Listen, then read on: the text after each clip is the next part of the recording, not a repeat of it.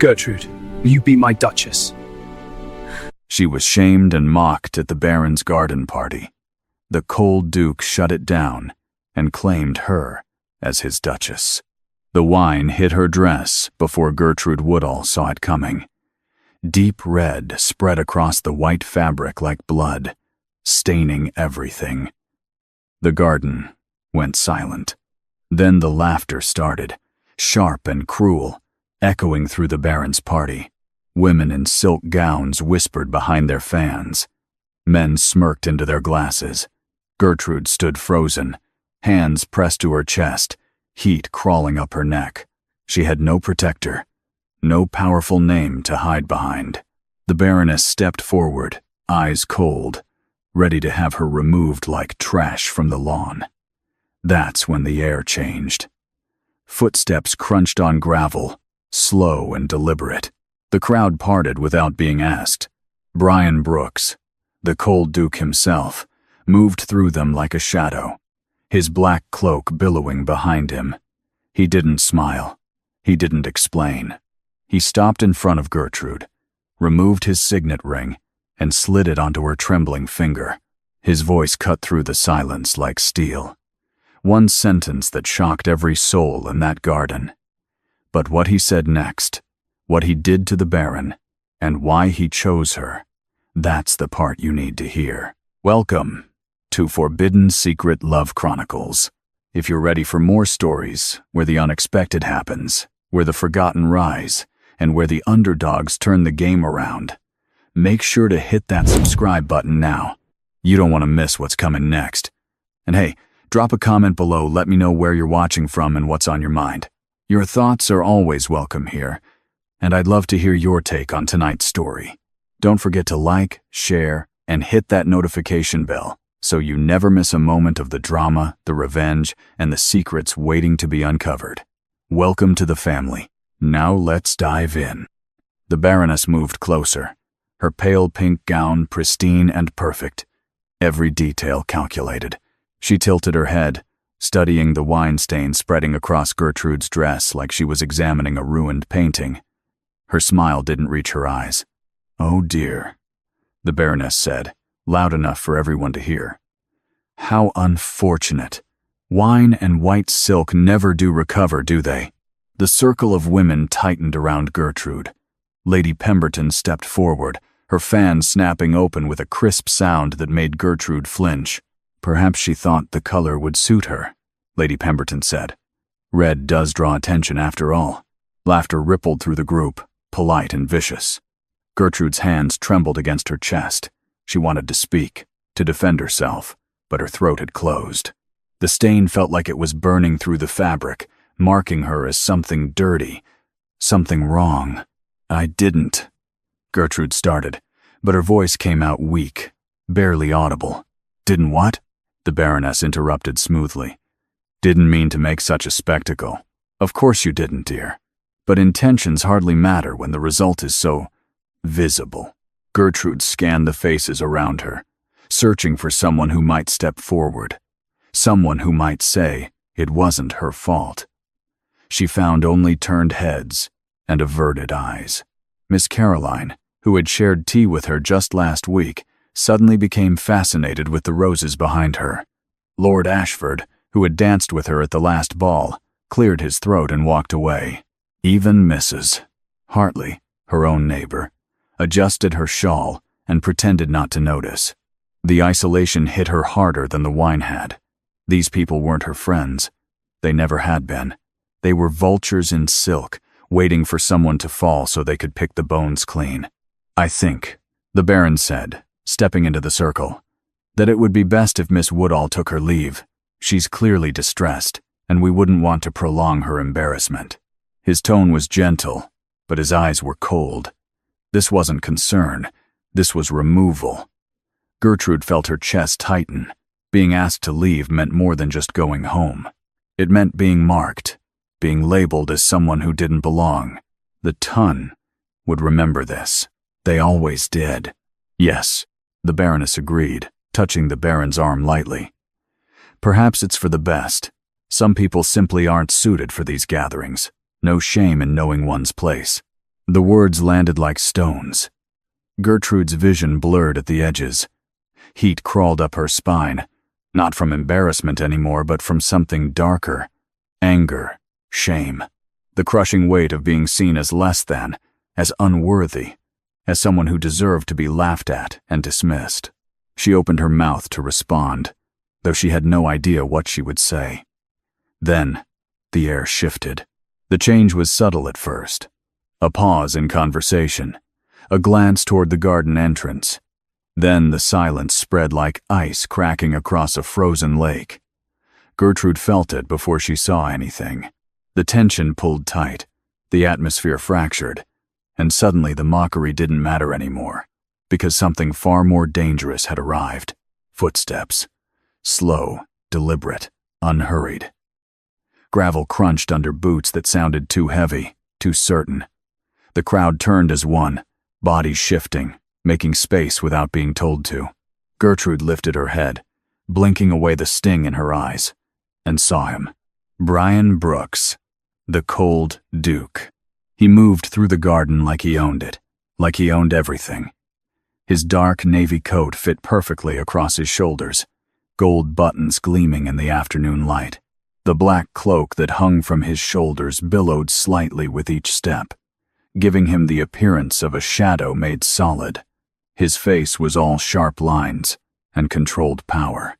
Dark hair swept back, jaw set, expression unreadable.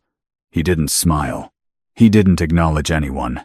He simply walked, and the entire party rearranged itself around him. Gertrude's breath caught. She had heard of the Duke. Everyone had.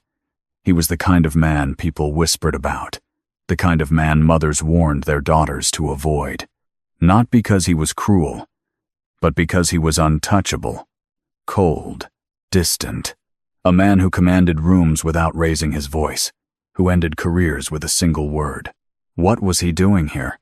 The Baron straightened immediately, his expression shifting from smug superiority to something closer to alarm. The Baroness's smile faltered. Lady Pemberton's fan stilled in her hand. The entire circle that had been so confident moments ago now looked uncertain, wary.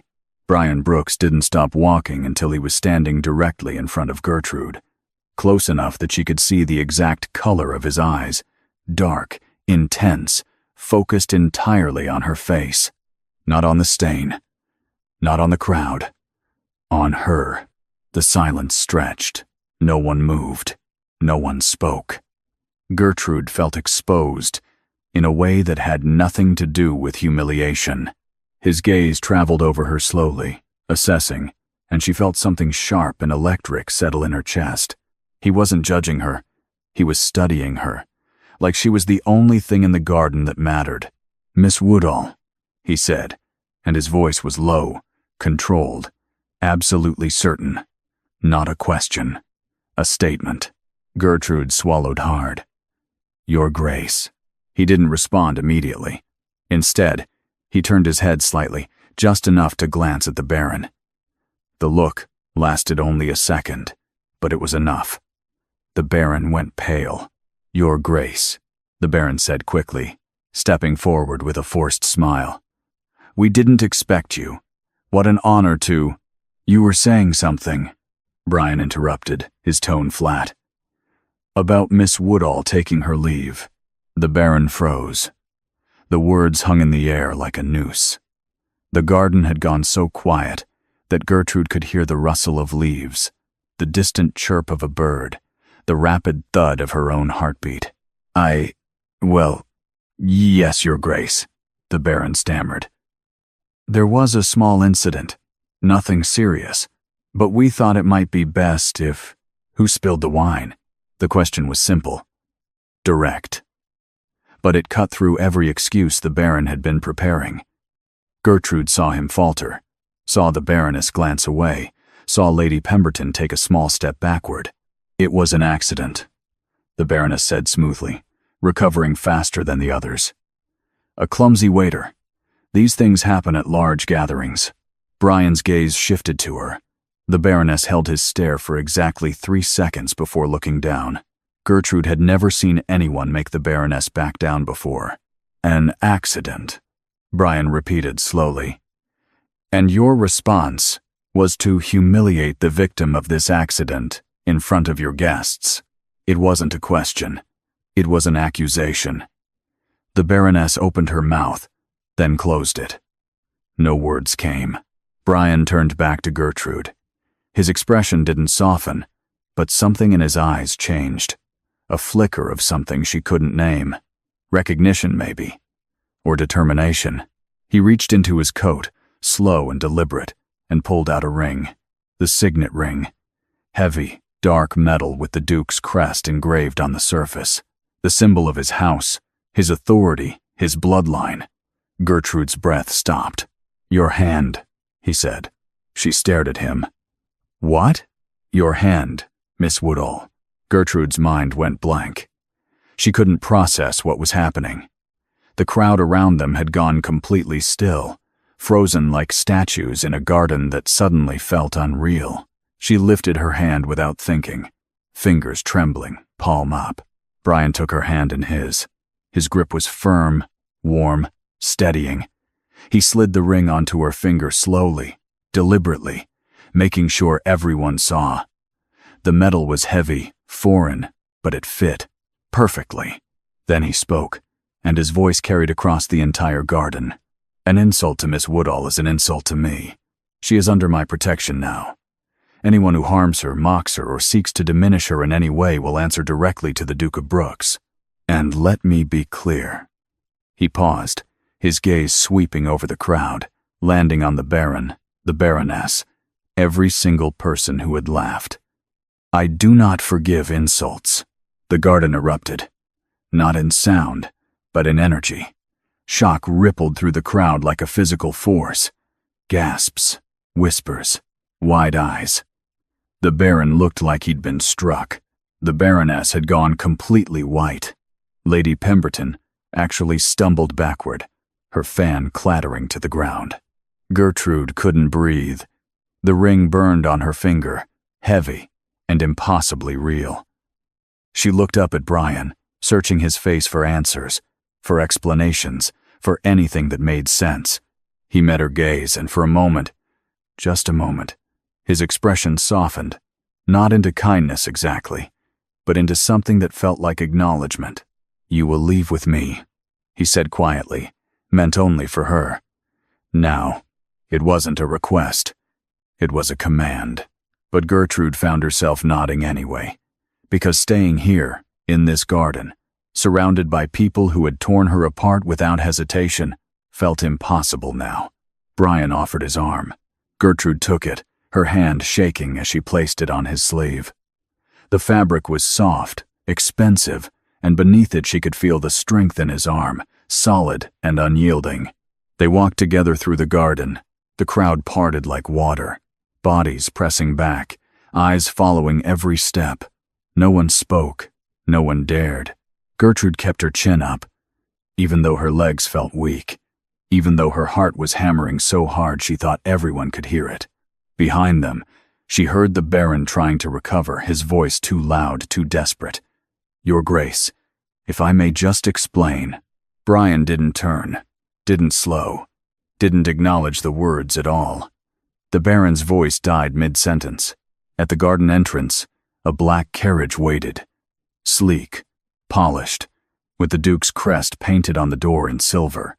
A driver stood at attention, face impassive. The door was already open.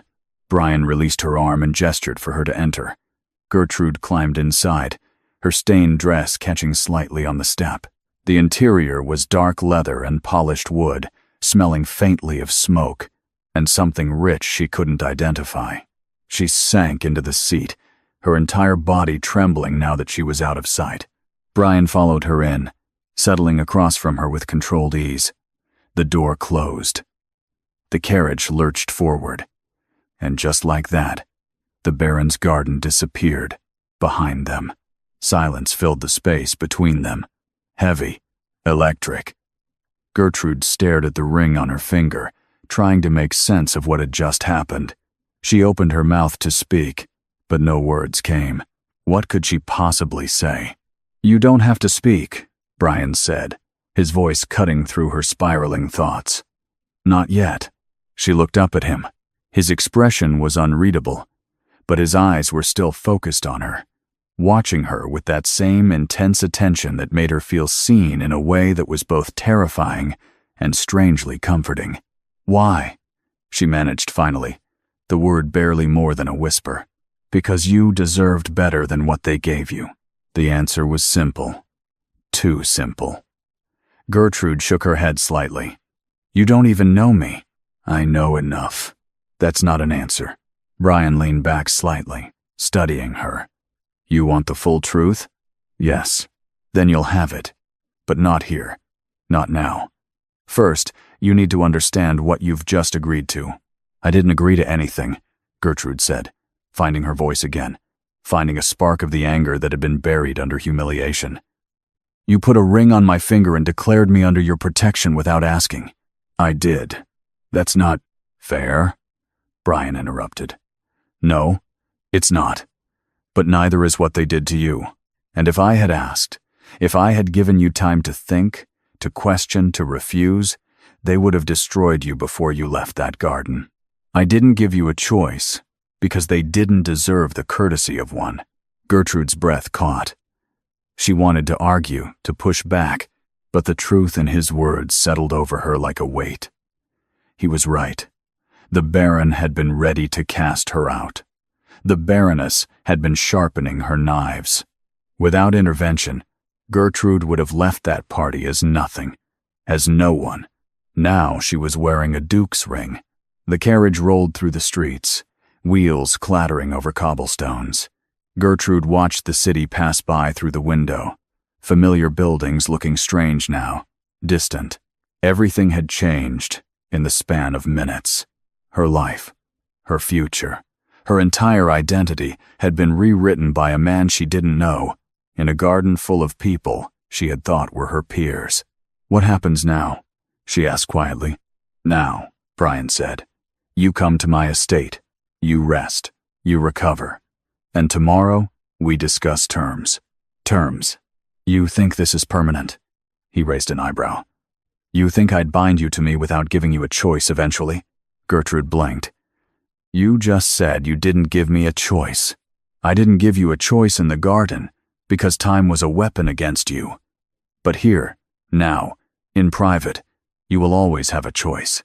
That's the difference between me and them." He gestured vaguely toward the direction they'd come from. "They take power by breaking people. I take it by offering something better." She didn't know what to say to that, so she said nothing. The rest of the ride passed in silence, tense and strange, until the carriage finally slowed and stopped. The door opened. Gertrude stepped out into a courtyard she'd only ever seen from a distance. The Duke's estate loomed before her, all stone and iron and impossibly tall windows. It was beautiful in a cold, severe way. Intimidating. The kind of place that didn't welcome. It demanded respect. Inside, the air was cooler. A servant appeared immediately, silent and efficient, leading Gertrude through hallways that felt more like museums than homes. Everything was polished, perfect, untouchable. She felt small in comparison, out of place, like a stain on white silk. Brian walked beside her, his presence filling the space even when he wasn't speaking. He stopped in front of a door, nodding to the servant who opened it without hesitation. "Your room," Brian said simply. Gertrude stepped inside. The room was large, far larger than her entire home. A 4-poster bed dominated one wall, draped in dark fabric. A fireplace crackled quietly. Windows overlooked the gardens below, perfectly manicured and lifeless. "Rest," Brian said from the doorway. "Dinner will be brought to you. Tomorrow we'll talk." He turned to leave, but Gertrude's voice stopped him. "Your Grace." He paused, glancing back. "Thank you," she said, even though the words felt inadequate. "For what you did." Brian's expression didn't change, but something in his eyes softened, just slightly. "Don't thank me yet, Miss Woodall. You don't know what you've walked into." Then he was gone, the door closing softly behind him. Gertrude stood alone in the enormous room, staring at the ring on her finger. The weight of it felt heavier now, more real. She had been saved, but she had also been claimed, and she had no idea which feeling would win. The days that followed blurred together in a strange rhythm. Gertrude woke each morning in a bed that wasn't hers, in a room that smelled of wood polish and cold air. Servants moved through the estate, like ghosts, silent and efficient, bringing her meals, laying out clothes, tending fires. They never spoke unless spoken to. They never looked her in the eye. She was being managed. That was the word that kept circling her mind. Not cared for, managed. Brian appeared at meals, always punctual, always composed. They ate in a dining room that could have seated 30 but held only 2. The silence between them was careful, measured. He asked her questions sometimes, how she slept, if she needed anything, if the staff were attending to her properly. She answered briefly, unsure how much honesty he wanted. She learned quickly that his authority was absolute. Doors opened before he reached them. Conversations stopped when he entered rooms. Even the air seemed to shift around him, bending to his presence. And now, by extension, it bent around her too. When she ventured into town with a maid as escort, she felt it immediately. Shopkeepers who had once made her wait now greeted her first. Women who had ignored her at parties suddenly smiled. Men stepped aside on the street without her having to ask. It wasn't respect.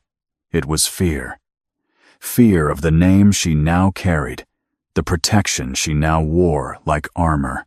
Gertrude didn't know how to feel about it. Part of her wanted to reject it, to prove she didn't need his power to exist. But another part, the part that still remembered the wine staining her dress and the laughter cutting through her chest, that part wanted to hold on to it, to let the weight of his name crush anyone who dared try to hurt her again. At night, she lay awake, staring at the ceiling, listening to the silence of the estate. It was too quiet, too still. Like the house itself was holding its breath, waiting for something to break. If you're still here after all that, it shows you find the story interesting. If so, then do me this one favor. Hit subscribe on Forbidden Secret Love Chronicles. Also, drop a comment. Tell me, did you feel Gertrude's pain, her fear, her strength? Did you root for her when the Duke stepped in? Did you hold your breath when she decided to stay? I read every single comment. Your thoughts aren't just engagement stats to me. They matter. The market square felt different now. Gertrude walked through it with her maid trailing 3 paces behind, basket in hand, trying to pretend this was normal, trying to pretend she was still the same woman who had shopped here weeks ago, unnoticed and unremarkable. But everything had changed. The baker saw her first. His eyes widened slightly, and he immediately stepped out from behind his counter, wiping flour from his hands onto his apron. "Miss Woodall," he said quickly, his tone warmer than it had ever been. "What can I get for you today? Fresh rolls just came out. The best batch this week." Gertrude blinked. She had bought bread from this man a dozen times before. He had never offered her the best of anything. She had always gotten whatever was left, sometimes day-old, sometimes burnt at the edges. "Just the usual, please," she said carefully. "Nonsense," the baker insisted, already wrapping the freshest rolls in paper. "You'll take these, no charge. I can pay. I insist." His smile was tight, nervous. His eyes flicked to the ring on her finger, then away. "It's an honor to serve you." Gertrude took the package, unsettled. She thanked him and moved on, but the pattern repeated itself everywhere she went. The butcher gave her the finest cuts without her asking.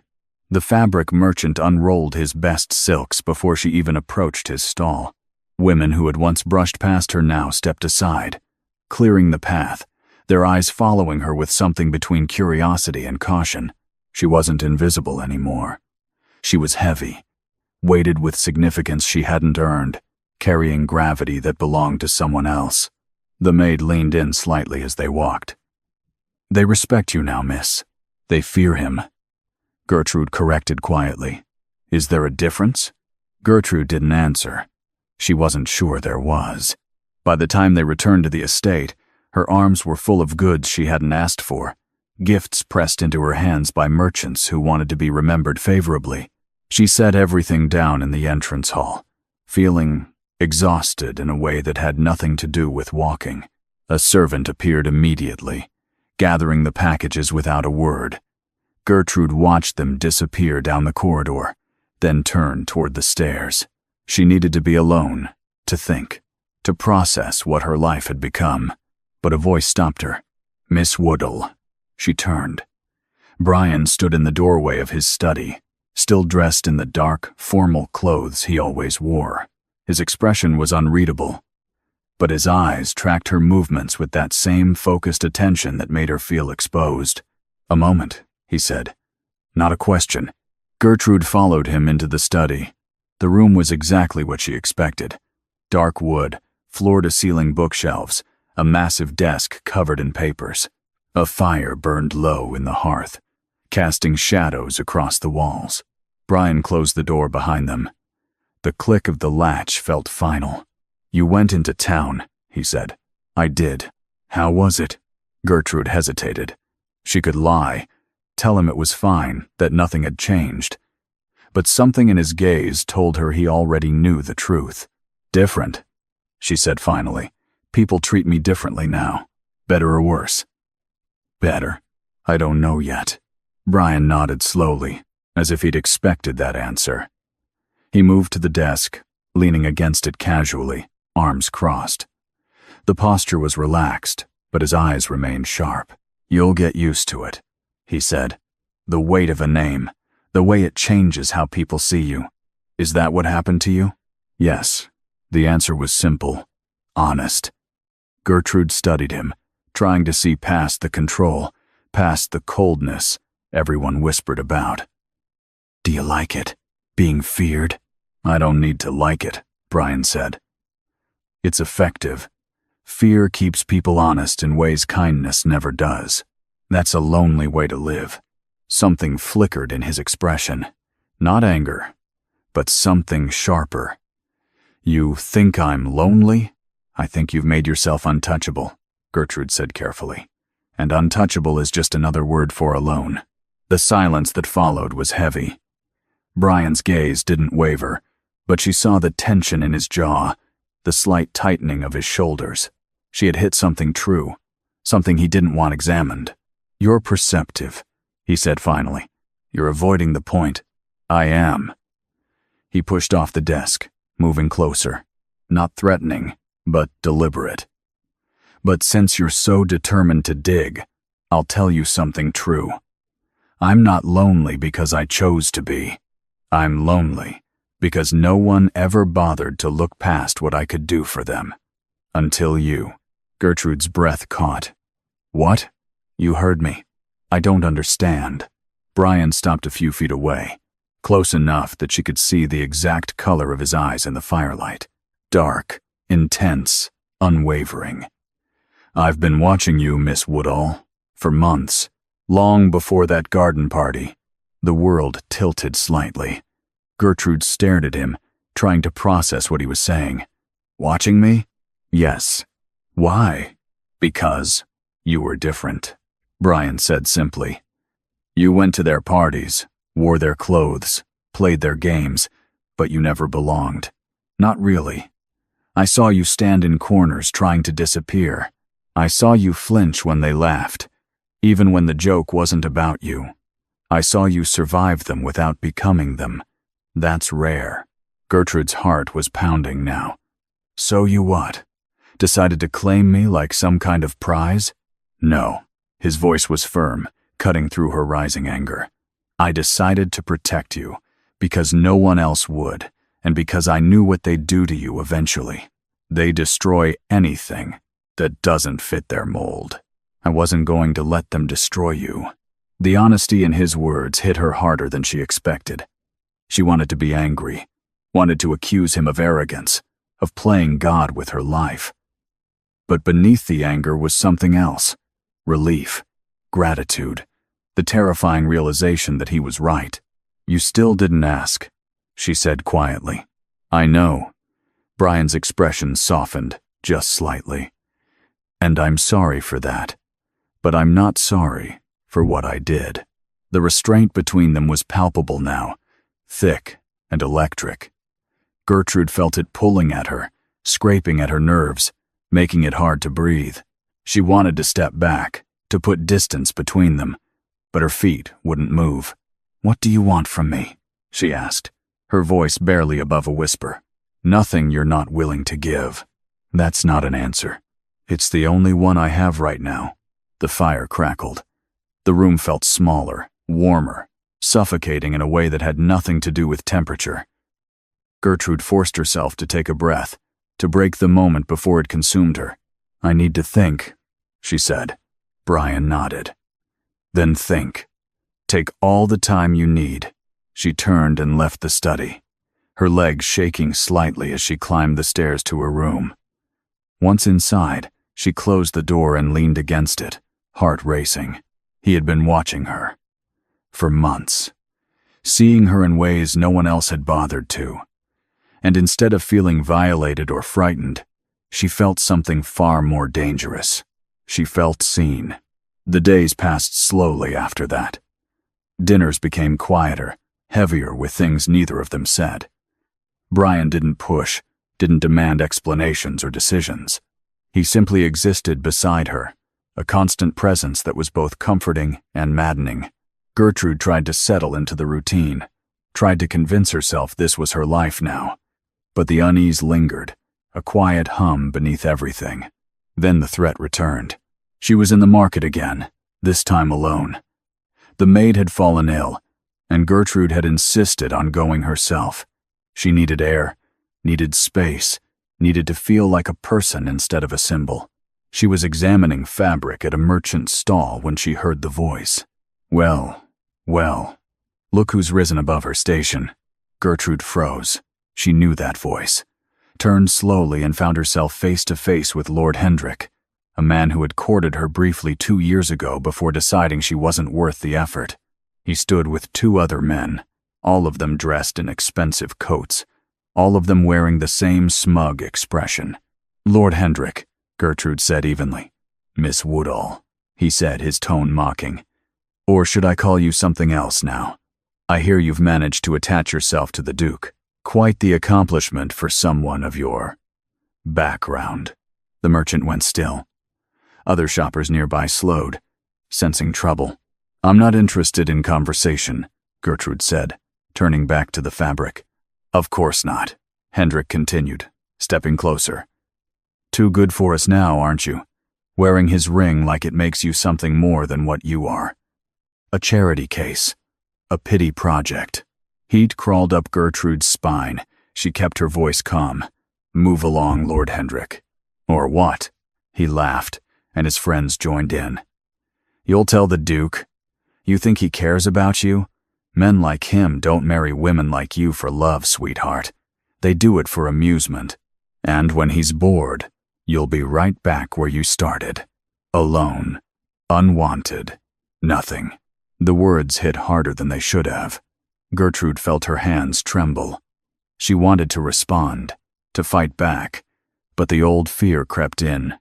The fear that he was right, that this was all temporary, that she was still the woman who didn't belong. Then, the air changed. She felt it before she saw it. The shift in temperature, the sudden tension that made everyone go still. She turned and saw Brian standing at the edge of the market, his black cloak making him look like a shadow against the daylight.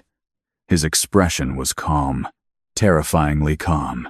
He didn't rush, didn't shout. He simply walked forward, and the crowd parted like he was cutting through water. Lord Hendrik's smile faltered. His friends took a step back.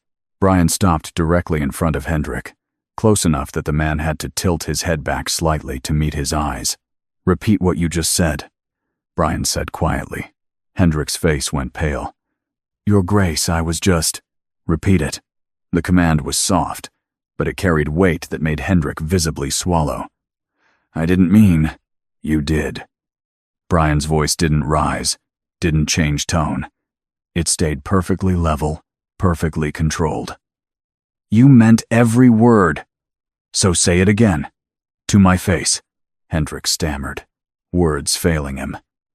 His friends had already backed away, melting into the crowd. No one was coming to his defense.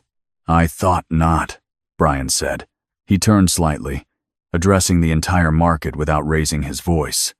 Let me make something clear. Miss Woodall is under my protection. That means her name is my name. Her dignity is my dignity. And anyone who insults her, mocks her, or attempts to diminish her in any way will answer to me personally. He turned back to Hendrik. You have until sundown to leave the city. If you're still here tomorrow, I will ensure you never hold a position, never attend a gathering, never speak in polite society again. Your family's name will be ruined. Your prospects will disappear. You will become exactly what you just called her. Nothing. Hendrik's face went from pale to gray. He nodded once, sharp and desperate, then turned and fled. His friends followed, tripping over themselves to escape. The market remained silent. Brian turned to Gertrude, his expression softening just slightly. Are you hurt? Gertrude shook her head, unable to speak. Good. He offered his arm. Come. We're going home. She took it, her legs weak, her mind spinning.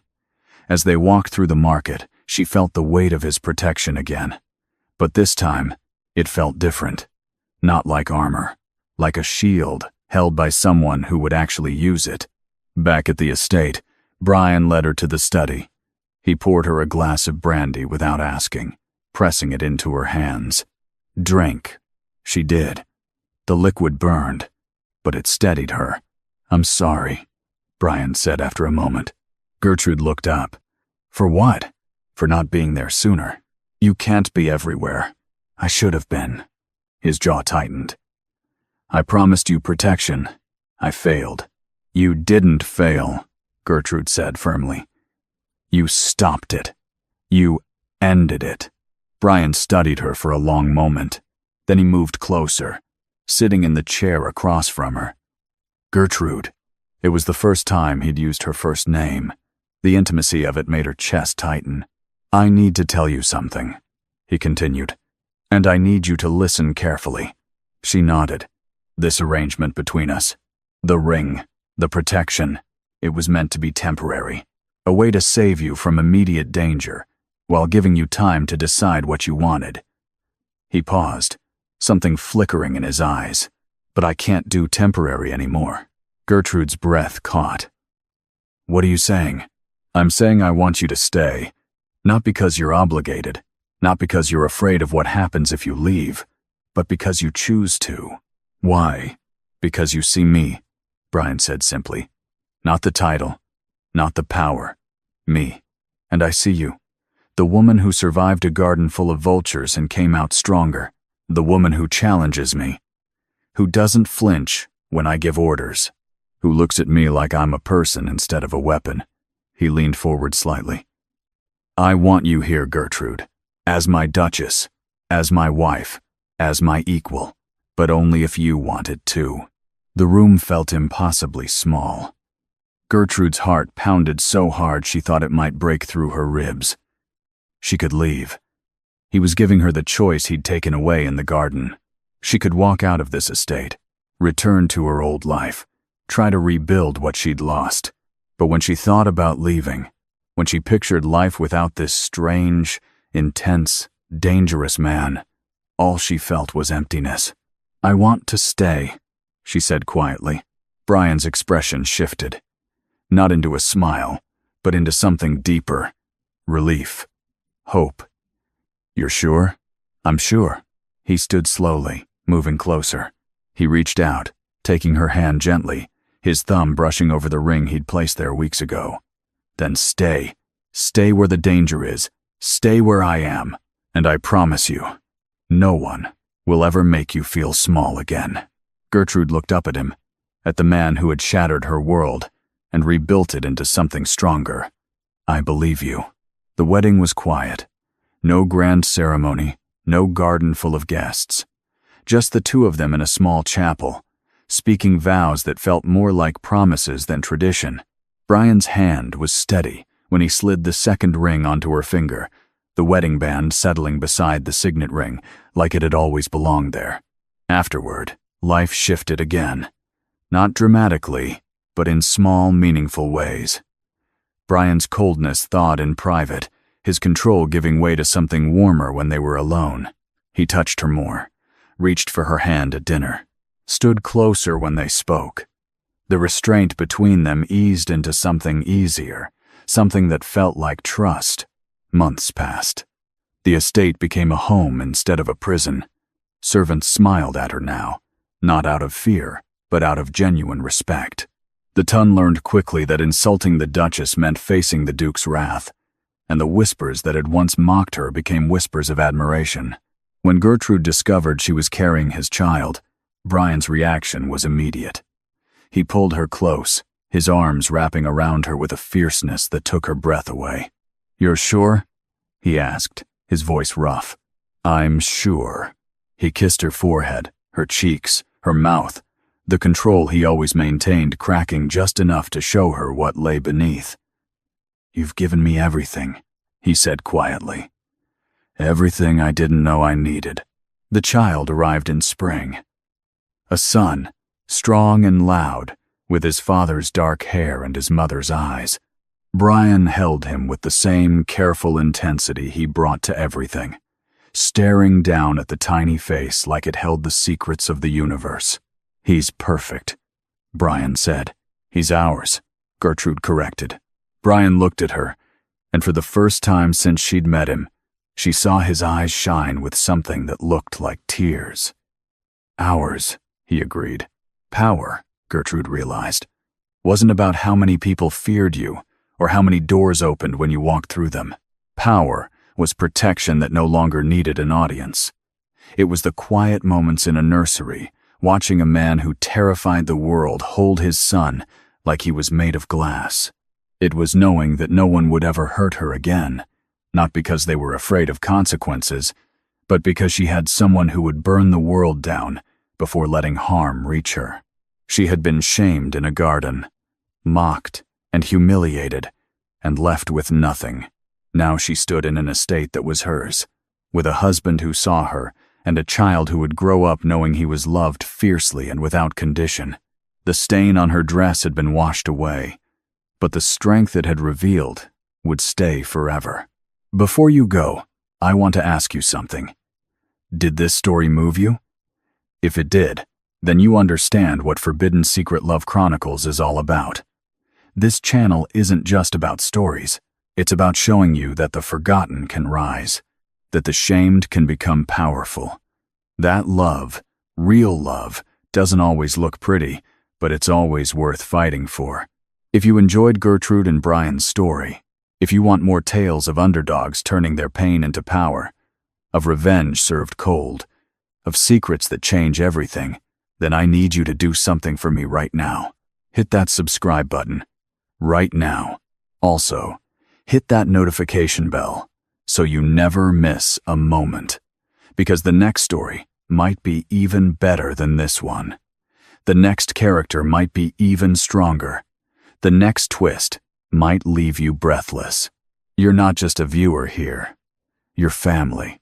And family shows up for each other. So, show up for me now. Subscribe, comment, like, share. Let's build something beautiful together, one story at a time. Welcome to Forbidden Secret Love Chronicles. Welcome home.